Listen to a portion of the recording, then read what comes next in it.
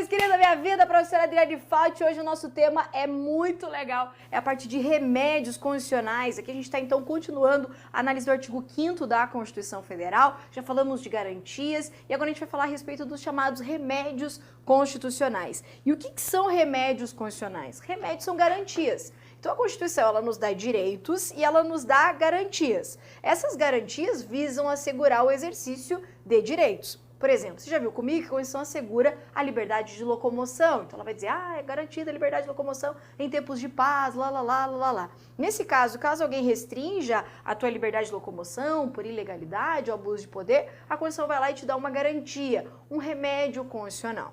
E a gente pode dizer que existem dois tipos de remédios constitucionais. Remédios de natureza administrativa ou remédios administrativos e remédios judiciais. Remédios administrativos são, por exemplo, direito de petição, direito de certidão, direitos esses que a gente já analisou em momentos anteriores. Agora, os remédios judiciais são o habeas corpus, o habeas data, mandado de segurança, mandado de injunção e a ação popular. Então, vamos lá? Remédios são garantias que visam assegurar o exercício de direitos ou mesmo de outras garantias, de duas naturezas, administrativos ou judiciais. Os administrativos a gente já estudou, já está tudo certinho, e agora a gente vai analisar cada um dos remédios constitucionais de natureza judicial, começando com o habeas corpus. O remédio é um dos mais conhecidos, eu acredito, remédio chamado de remédio heróico. O habeas corpus é aquele remédio que visa assegurar a minha liberdade de locomoção. Então, habeas vem de livre, corpus de corpo. Então, assegura aqui esse remédio a minha liberdade de locomoção. E eu quero ler com você o dispositivo constitucional que fala exatamente da concessão do habeas corpus. Olha o que diz lá, o artigo 5º, inciso L, X, V, I. Conceder-se-á habeas corpus sempre que alguém sofrer ou se achar ameaçado de sofrer violência ou coação em sua liberdade de locomoção por ilegalidade ou abuso de poder. Veja que é quando alguém sofrer ou se achar ameaçado de sofrer violência ou mesmo coação em sua liberdade de locomoção por dois motivos, ilegalidade ou abuso de poder. Então, volta aqui para o quadro, vamos lá. Então, o habeas corpus, como a gente viu, é o remédio que visa assegurar o meu direito de ir e vir, a minha liberdade de locomoção, que pode ser desmembrada no direito de ir, no direito de vir, mas também o direito de você permanecer. Então, a liberdade de locomoção significa o direito de você ir, o direito de você vir, mas também o direito de você estar, o direito de você permanecer. Quando que eu posso me valer do habeas corpus? Em duas situações. Quando houver um ato por ilegalidade, um ato ilegal, ou um ato com abuso de poder.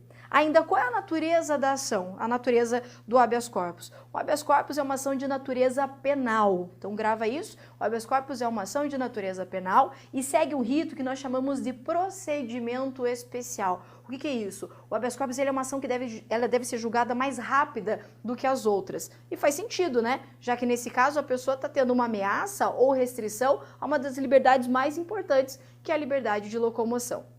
Mesmo sendo um procedimento especial, é possível no próprio habeas corpus a concessão de medida liminar. O que é isso? A medida liminar é quando eu peço para o juiz antecipar a decisão final. Então, para a nossa prova, o que é importante você gravar? Que o habeas corpus tem natureza penal, o procedimento ele é especial porque ele é um procedimento mais rápido, deve ser julgado mais rápido, e mesmo sendo um processo mais rápido, um procedimento mais rápido, é possível a concessão de uma medida liminar, que é quando vai se antecipar os efeitos da decisão final do juiz, tá?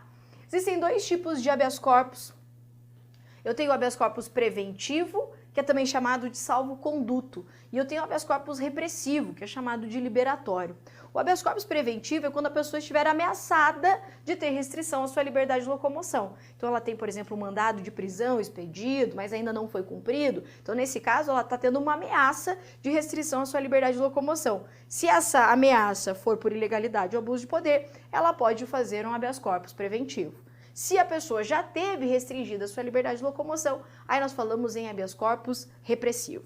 Ainda, existem no habeas corpus três figuras importantes. Eu tenho a figura do impetrante, eu tenho a figura do paciente e eu tenho a figura da autoridade coatora.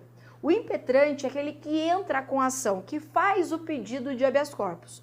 O paciente é a pessoa que precisa do remédio, né? Paciente, a pessoa que precisa do remédio. Então, o paciente é a pessoa que está tendo a restrição na sua liberdade de locomoção ou está sendo ameaçado.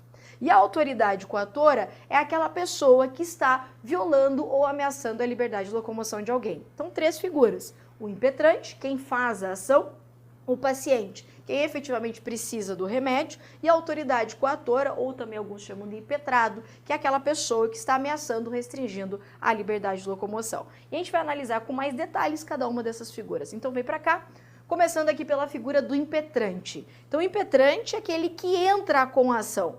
E o legal do habeas corpus é que a pessoa que entra com a ação, ela pode ser também o paciente. Então, por exemplo, eu fui presa. Eu posso, eu mesma, a pessoa que foi presa, ir lá e fazer um habeas corpus. Ou então outra pessoa pode fazer um habeas corpus em meu favor. Então o impetrante, ele pode ser qualquer pessoa, qualquer pessoa. Por isso que a gente vai dizer que essa garantia, esse remédio, ele tem natureza universal. Porque qualquer pessoa pode elaborar um habeas corpus em favor de si mesma ou em favor de uma outra pessoa, ou seja, em favor de um terceiro. Quando eu falo qualquer pessoa, eu estou dizendo qualquer pessoa mesmo. Pode ser qualquer pessoa física ou pessoa jurídica. Só que aqui, cuidado.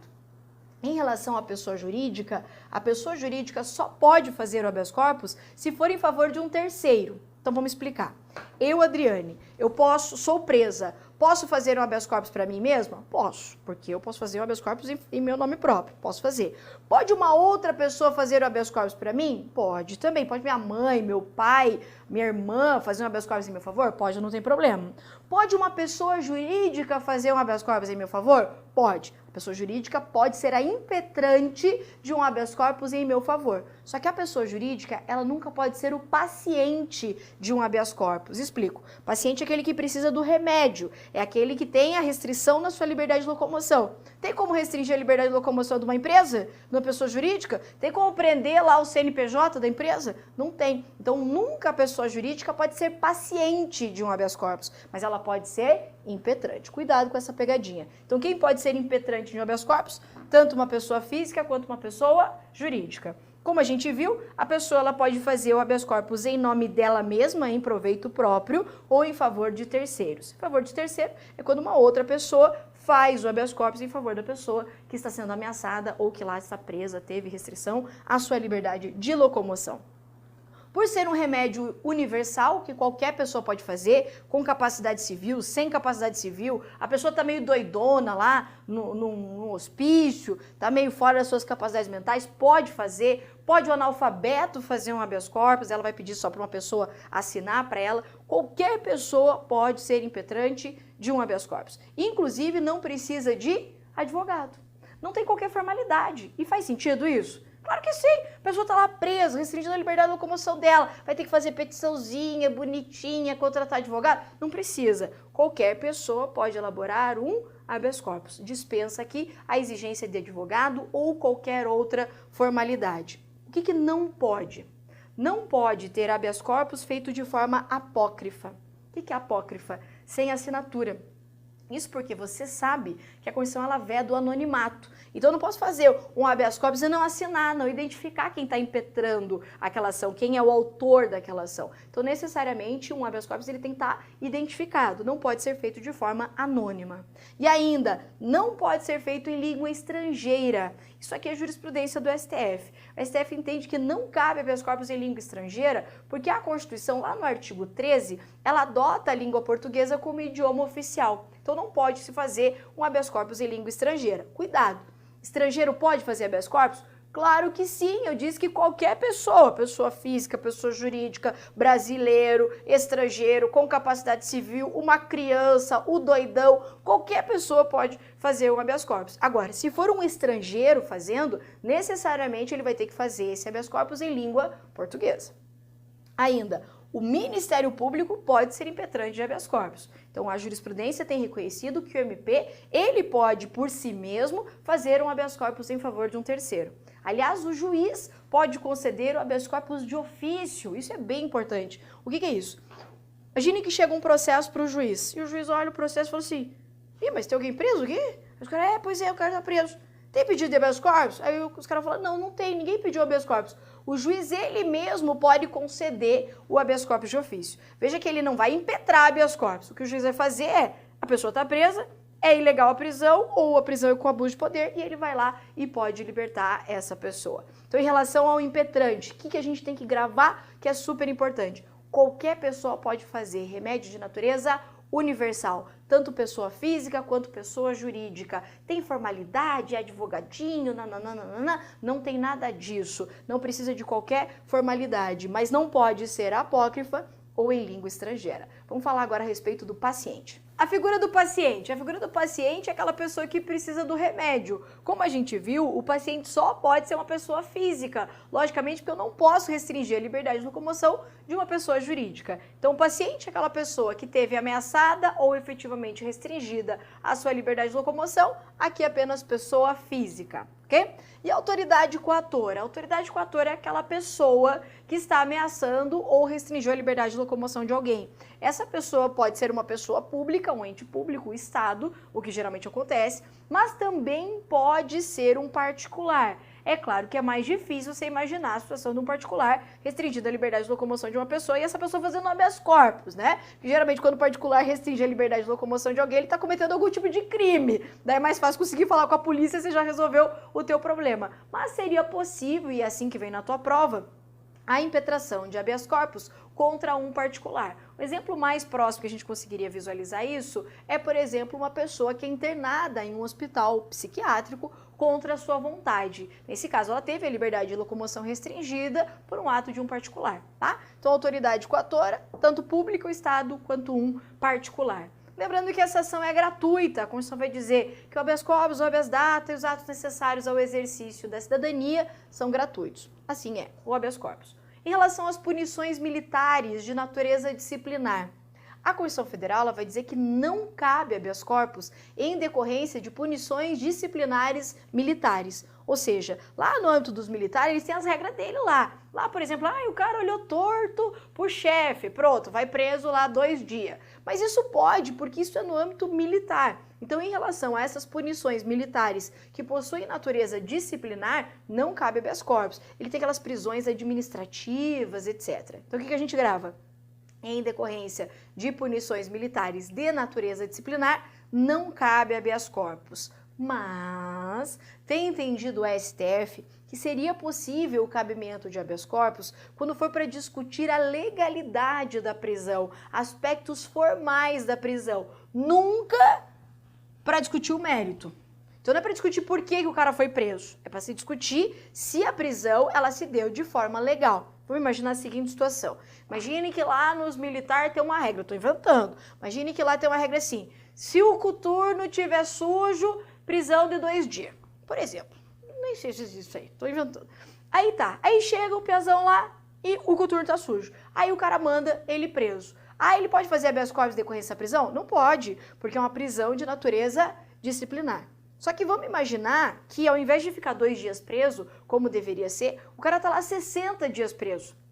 Nesse caso, como a prisão se tornou flagrantemente ilegal aqui, aí nesse caso poderia ser feito um habeas corpus. Mas não para discutir os motivos da prisão. O coturno estava sujo, o coturno estava sujo. Não é para discutir isso. É para discutir assim, a prisão deveria ser de 2 dias, o cara tá há 60 dias preso. Então grava assim, cabe habeas corpus em decorrência de punições militares de natureza disciplinar? Não. E nunca cabe para discutir o mérito. Nunca vai, pode, não pode prender, é certo, não certo. Não, isso não cabe. Agora, para discutir aspectos formais, aspectos legais da prisão, aí isso seria possível, ok? Vem mais. Em relação ao habeas corpus, eu separei algumas jurisprudências que têm caído em prova. Algumas delas são súmulas. Ao final ali do seu material de habeas corpus, eu fiz uma relação de súmulas do STF que eu entendo pertinentes aqui no tópico de habeas corpus. Eu vou comentar algumas delas que já vi em questões da CESP especialmente. Primeira lá. Não cabe habeas corpus em decorrência daquelas penas de natureza pecuniária, de multa, advertência e nem mesmo em decorrência da pena de impeachment. Mas é claro, né? A pena de multa, uma pena pecuniária, não restringe a liberdade de locomoção da pessoa. Então, logo, não tem por que ser cabível habeas corpus. Então, você tem que sempre pensar assim, só vai ser cabível habeas corpus quando direta ou indiretamente puder ocorrer restrição à liberdade de locomoção de alguém. Se é pena pecuniária, multa ou impeachment, não vai ter restrição à liberdade de locomoção, logo não cabe habeas corpus. Não cabe também em decorrência daquelas penas, né, ou decisões que implicam em sequestro ou confisco de bens em processo criminal. Logicamente, pelo mesmo motivo da jurisprudência anterior, porque não haverá restrição à liberdade de locomoção de ninguém.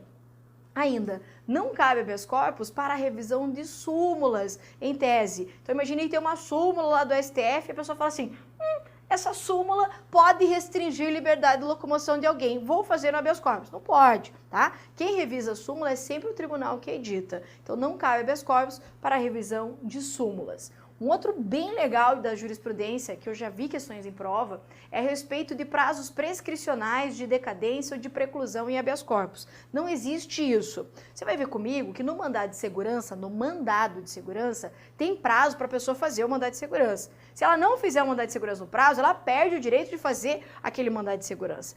Isso não ocorre no habeas corpus. Então não há prazos de prescrição, não há prazos de decadência, não há prazos de preclusão para se impetrar um habeas corpus. Então, só para você entender, não existe um prazo para você fazer o habeas corpus. Havendo ameaça ou efetiva restrição à sua liberdade de locomoção, você pode fazer habeas corpus, ok?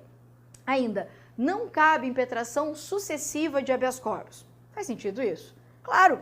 Fez o habeas corpus, nem julgou anterior, a pessoa é ansiosa, né? Já faz o outro habeas corpus. Aí tá demorando muito, já vai e faz o outro. Não pode. Então, de acordo com a jurisprudência do STF, não é cabível a impetração sucessiva de habeas corpus, desde que, claro, não tenha sido julgado o habeas corpus anterior. Só que cuidado, há uma exceção. O STF entendeu que seria possível impetração sucessiva quando houver flagrante ilegalidade ou abuso de poder. Quando tiver evidente a ilegalidade ou abuso de poder. Então você grava assim, ó. Pode sair impetrando um monte de habeas corpus atrás do outro? Não, claro que não. Pelo mesmo fato, mesmo motivo? Claro que não. Mas se ficar evidente uma situação de ilegalidade ou abuso de poder, aí pode ser conhecido aquele habeas corpus, mesmo que tenha sido feito de forma sucessiva, ok? Essas são as jurisprudências bem importantes para a sua prova. E ainda em relação ao cabimento de habeas corpus, a jurisprudência do STF entende que cabe, e aqui cabe, veja que a gente falou não cabe, mas aqui cabe habeas corpus para impugnar a inserção de provas ilícitas. Então imagine que num processo penal foi inserida uma prova ilícita naquele processo. Uma prova indevida, não deveria ter sido colocada aquela prova. Nesse caso, para impugnar, para retirar aquela prova que foi colocada de forma ilícita, seria cabível a impetração de habeas corpus, ok? E ainda no finalzinho do seu material tem um monte de súmulas aí a respeito da possibilidade de impetração, quando cabe ou quando não cabe habeas corpus, ok? Vamos falar agora a respeito do nosso segundo remédio constitucional, que é o habeas data. O habeas data é um remédio que serve para assegurar a liberdade de informação. Então, olha que legal. Habeas, de liberdade. Data, de informação.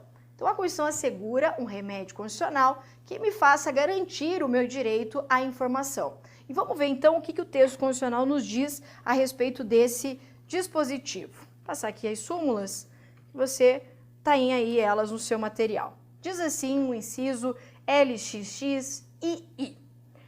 Conceder-se-á habeas data para assegurar o conhecimento. Vou pegar aqui, ó. Vou pegar minha canetinha, peraí. Caneta. Tá marcadinho? Tá. Para assegurar o conhecimento. Não tá. Volta aqui. Caneta. Aí.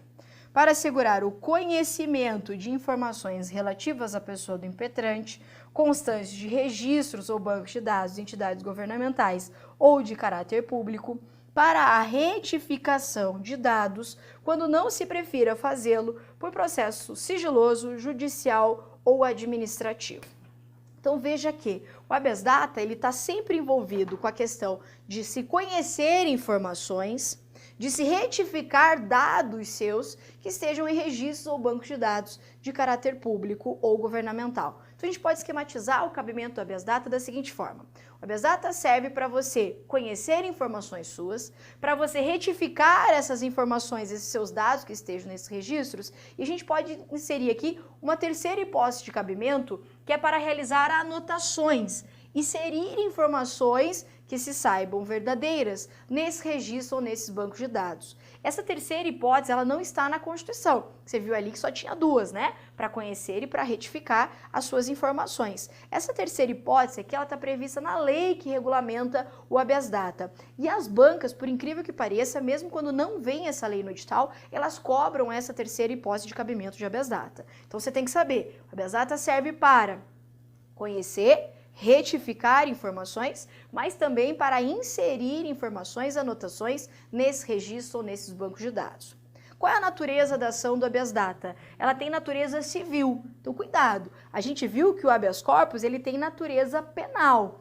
O habeas data ele tem natureza civil e o rito do habeas data, assim como ocorre no habeas corpus, é um rito sumário, é um rito mais rápido em relação às demais ações judiciais. Vamos ver um pouquinho mais. Quem deve ser sujeito da ação aqui do habeas data? Quem pode, então, ser impetrante do habeas data? Qualquer pessoa física ou mesmo uma pessoa jurídica. Lembra que o habeas data é para conhecer, retificar ou inserir informações da pessoa em registro ou banco de dados. Então, quem pode ter informações em registro ou banco de dados governamentais ou de caráter público? Qualquer pessoa física ou mesmo uma pessoa jurídica, inclusive um estrangeiro, tá? Então, qualquer pessoa física ou jurídica. Além disso, essa ação ela tem caráter personalíssimo. Veja que você só pode fazer o habeas data para conhecer informações suas, ou seja, para conhecer informações da pessoa do impetrante. Então, diferente do habeas corpus, que eu posso fazer um habeas corpus em favor de outra pessoa, aqui não cabe habeas data para conhecer informações de terceiros, só cabe habeas data para conhecer informações da própria pessoa.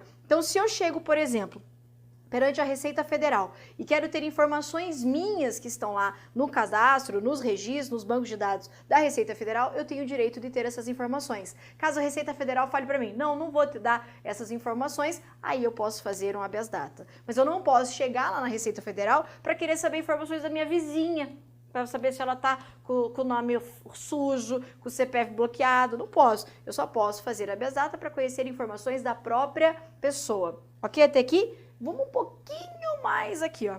Existe uma jurisprudência do STF que já veio em prova, essa jurisprudência, trazendo a possibilidade do cônjuge sobrevivente, que no direito a gente chama de cônjuge superstite, fazer aqui a ação de habeas data para conhecer informações da pessoa do falecido. Então, por exemplo, a seguinte situação, que foi o caso da jurisprudência. O esposo de uma senhora lá, ele era militar. Quando ele faleceu, ela quis ter informações, conhecer informações a respeito do seu esposo que estavam lá no exército, acho que ele era da aeronáutica, uma coisa assim. E ela chegou para ter essas informações e eles negaram a ela essas informações. E ela fez um habeas data. Nesse caso, entendeu, a STF que isso seria cabível. Nesse caso, então, o cônjuge sobrevivente, ele pode fazer habeas data para conhecer informações, ter informações da pessoa do falecido, para proteger direitos da pessoa falecida. Só que cuidado com isso em prova. Para nossa prova, você tem que saber primeiro a regra. Então, qual que é a regra? Habeas data apenas para defender, conhecer, retificar, inserir informações da pessoa do impetrante, não de terceiros. A exceção é essa previsão da jurisprudência.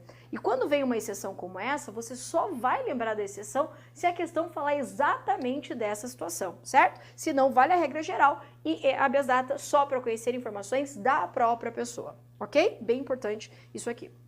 Seguindo, quem é o impetrado, ou seja, contra quem eu faço a minha ação de habeas data? Vai ser aquele registro, aquele banco de dados que tem informações minhas. Só que não é qualquer registro ou banco de dados que é cabível habeas data. Tem que ser um registro ou banco de dados público, que a Constituição fala de caráter governamental, mas também pode ser privada. Só que nesse caso, se for de uma entidade privada, necessariamente o registro ou banco de dados tem que ter caráter público. Exemplifico. Que nem no caso que a gente falou da Receita Federal. Está fácil, né? É um órgão público, tem informações tuas, você tem direito de saber. Agora, pode ser habeas data contra um ente privado só se o banco de dados dessa pessoa tiver caráter público. Quer ver um exemplo? Serasa. Serasa é uma entidade privada, mas o registro, o banco de dados que ele tem caráter público. Então, nesse caso, se você chega lá no Serasa e quer ter informações suas nesse registro, desse banco de dados, e o Serasa fala, não te dou essas informações, aí você pode fazer um habeas data contra o Serasa, certo? Então, o Serasa seria o réu dessa ação. Mas por quê? Porque o registro, o banco de dados dele tem caráter público.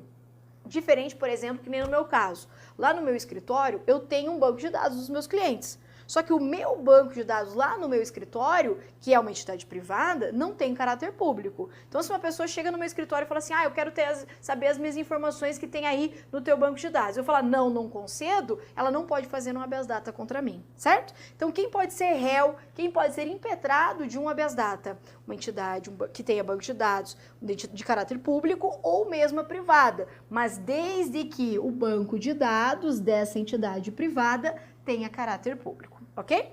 Ainda essa ação, como a gente falou lá no habeas corpus, ela é uma ação de natureza gratuita, só que cuidado, a única semelhança entre o habeas corpus e o habeas data é que os dois começam com habeas e as duas ações são gratuitas, o resto é tudo diferente. O habeas corpus a gente viu que não tem formalidade, não tem nada, não precisa de advogado. Aqui precisa. Então aqui tem formalidades, tem que fazer a petição certinha, tem que ter advogado. A única coisa é que as duas ações são gratuitas, certo? Mas tem as formalidades. Ainda, só é cabível habeas data quando houver primeiro a negativa da administração pública. Então, primeiro, eu quero fazer um habeas data contra a Receita Federal porque ela não me deu as informações. Então, primeiro eu tenho que ter ido perante a Receita Federal e tem que ter solicitado essas informações e aquele ente tem que ter me recusado. Não pode assim, eu quero saber informações minhas lá na Receita.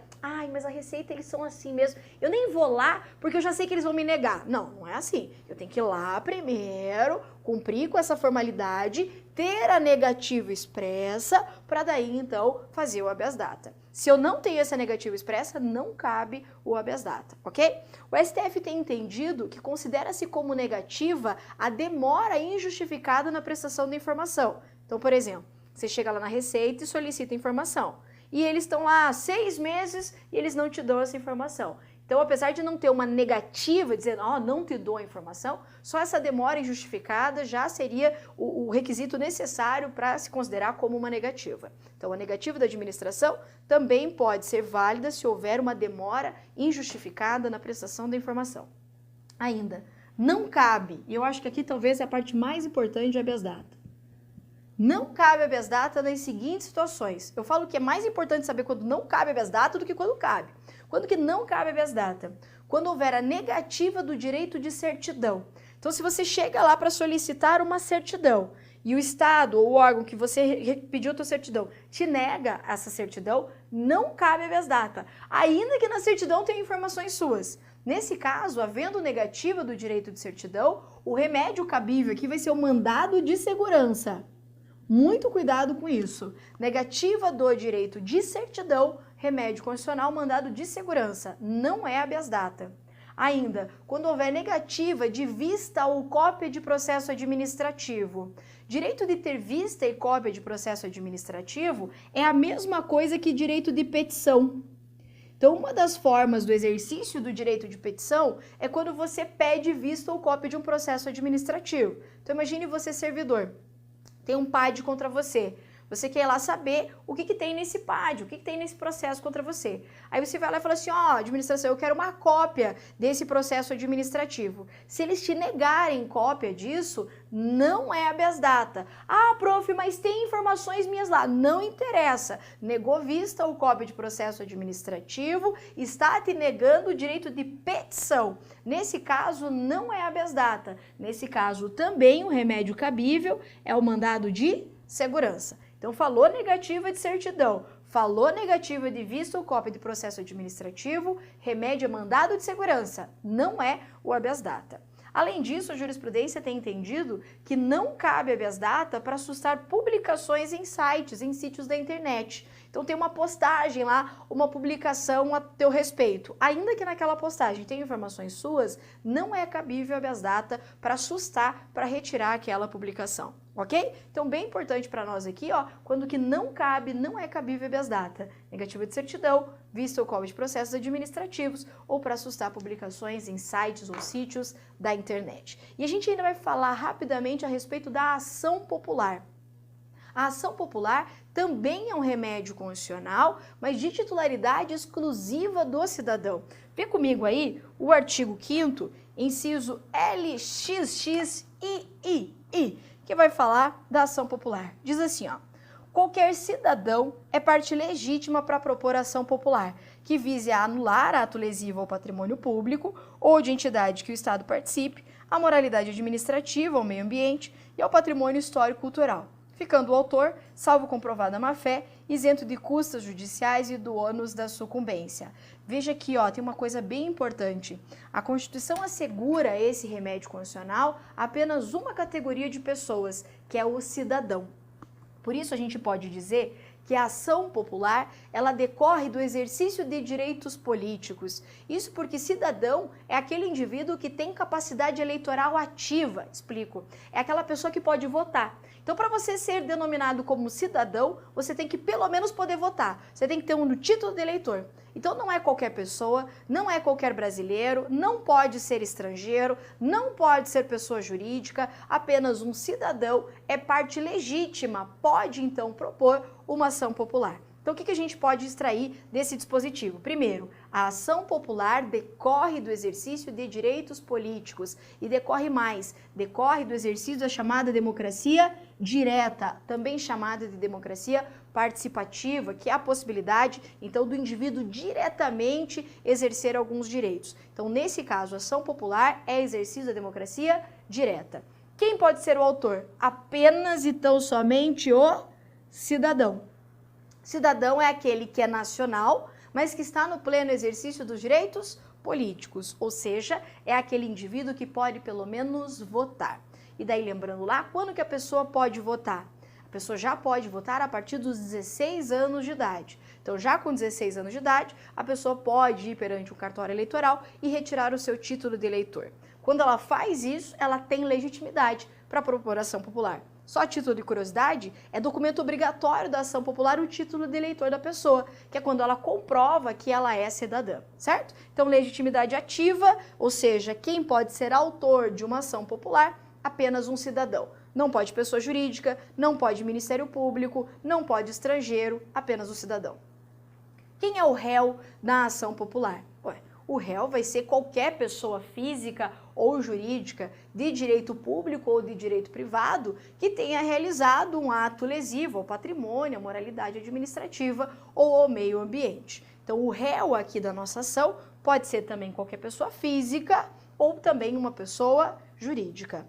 Qual é a finalidade da ação popular? A ação popular, ela serve para anular um ato lesivo. Esse ato aqui, ó, pode ser inclusive um contrato. Então, pode ser tanto um ato quanto um contrato que seja lesivo, que seja prejudicial ao patrimônio. E a Constituição fala quais tipos de patrimônio seria cabível. Ao patrimônio público ou de entidade que o Estado participe, ao patrimônio histórico, ao patrimônio cultural. Ainda também um ato lesivo à moralidade administrativa, e moralidade administrativa é um dos princípios da administração pública previstos lá no caput do artigo 37 da Constituição, que tem aqueles princípios que a gente chama de LIMP, que são a legalidade, impessoalidade, moralidade, publicidade e eficiência. Então, se eu tiver um ato que seja lesivo, prejudicial à moralidade administrativa, é hipótese de ação popular.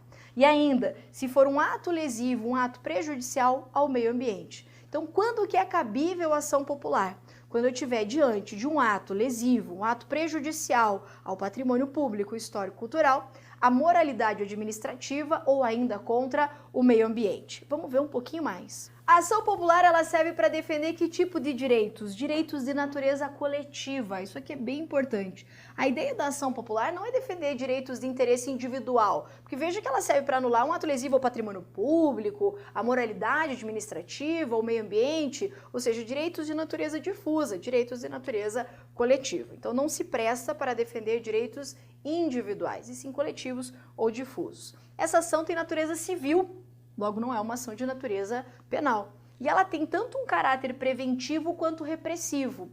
Isso porque eu não preciso esperar que ocorra a violação, a lesividade ao patrimônio, ao meio ambiente, à moralidade, para fazer a ação popular. Eu posso fazer uma ação popular de forma preventiva. Aliás, por isso que se diz que não precisa se comprovar o prejuízo aos cofres públicos para fazer uma ação popular. Porque eu posso estar diante de uma situação em que há iminência de uma lesividade ao patrimônio e já antecipar fazendo ação popular para evitar que essa lesividade ocorra. Mas também a ação popular é cabível de forma repressiva, quando já houve a lesividade, a moralidade, ao meio ambiente ou ao patrimônio, ok? Então, ação popular, tanto de natureza preventiva quanto de natureza repressiva. Atuação do Ministério Público. Eu disse para você que o Ministério Público não tem legitimidade ativa para fazer ação popular. Por quê? Porque a ação popular é feita pelo cidadão. Mas existe a possibilidade do Ministério Público substituir o autor da ação quando o autor se mostrar omisso ou mesmo desistir da ação. Então imagine que eu sou cidadão, faço ação popular. No curso do processo fala, nem quero mais mexer com isso aqui, desisto disso aqui. Como existe um direito de natureza coletiva que está sendo protegido, a desistência do autor não vai extinguir a ação. O que vai acontecer? O Ministério Público vai substituir esse autor do curso do processo, certo? Então, mas o Ministério Público pode ser o impetrante, ele ingressa com a ação? Não, mas ele pode substituir o autor, ok? Ainda, a ação ela é gratuita para o autor. Cuidado com isso. Se vier assim na tua prova, a ação popular é uma ação gratuita, ponto. Errado. Porque a ação popular ela só é gratuita para o autor. Logo, ela nunca é gratuita para o réu. E ela é gratuita para o autor se ele estiver de boa fé. Isso porque a Constituição vai dizer que se ficar comprovada que o autor está de má fé, ele vai ter que pagar as custas e os ônus de sucumbência, que são aquelas despesas regulares do processo. Então, como é que funciona? A ação ela é gratuita para o autor. Por quê? Porque é para o cidadão poder fazer mesmo ação popular. Imagina que a pessoa tivesse que desembolsar dinheiro para fazer ação popular, ninguém ia fazer ação popular. Então, lá em regra, ela é gratuita para o autor. Mas, se no curso do processo ficar configurado que a pessoa fez ação de má fé, de sacanagem, aí ela vai ter que pagar sim as custas e as despesas do processo, que são os ônus aqui de sucumbência. Outro tema importantíssimo que a gente faz aqui a relação com as competências dos poderes é em relação ao foro da ação popular. Onde que deve ser proposta a ação popular? Você sabe que algumas pessoas elas têm prerrogativa de foro, por exemplo, o presidente da República. Você sabe que ações contra o presidente, por exemplo, um habeas corpus, um mandado de segurança contra o presidente, vai tramitar onde? O seu coração está me dizendo quem? STF, certo? Agora, se falar em ação popular, não existe prerrogativa de foro para ninguém. Então, se eu quiser fazer uma ação popular contra um ato do presidente, vou fazer lá no juiz comum, aquele juiz da vara civil aqui do fórum da minha cidade. Não é de competência do STF. Então, cuidado. Não existe prerrogativa de foro quando se trata de ação popular. Ok? Muito bem! Fechamos aqui, então. Vamos fazer algumas questões para a gente fixar esse conteúdo. Vamos lá para essa questão CESP 2018. Olha o que diz. O habeas corpus é instrumento jurídico correto para discutir a legalidade de medida protetiva de vítima de violência doméstica. Vou fazer uma relaçãozinha aqui com a legislação especial. No caso de medida protetiva, eu não tenho aquele negócio do distanciamento, tantos metros da pessoa, a pessoa não pode se aproximar. Nesse caso, não existe restrição à liberdade de locomoção? Sim, porque se a pessoa não pode se aproximar tantos metros, etc., em decorrência dessas medidas protetivas, existe sim uma restrição à liberdade de locomoção de alguém. Então, nesse caso, entende a jurisprudência que sim seria cabível o remédio chamado habeas corpus. Então, sim, o habeas corpus é instrumento jurídico cabível para discutir se essa medida protetiva é ou não legal. Certíssima. O habeas corpus é um instrumento jurídico correto para trancar a ação de impeachment. O que a gente viu em relação ao impeachment? Não é cabível o habeas corpus. Por quê? Porque não existe a possibilidade, nesse caso, de restrição à liberdade de locomoção. Como o habeas data não pode ser utilizado por pessoa jurídica, deve ser reconhecida a ilegitimidade ativa na hipótese de pessoa jurídica ajuizar habeas data para obter informações de seu interesse, constantes de dados de determinada entidade governamental. Erradíssimo, né? A gente viu que pessoa jurídica pode ser impetrante de habeas data. Lembra que legitimidade ativa é a mesma coisa de quem pode entrar com a ação.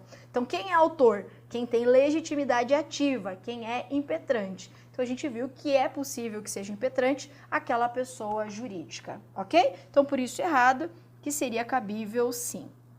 Ok? Muito bem. Era isso que nós tínhamos para a nossa aula de hoje. Espero que você tenha gostado. Forte abraço e até a próxima.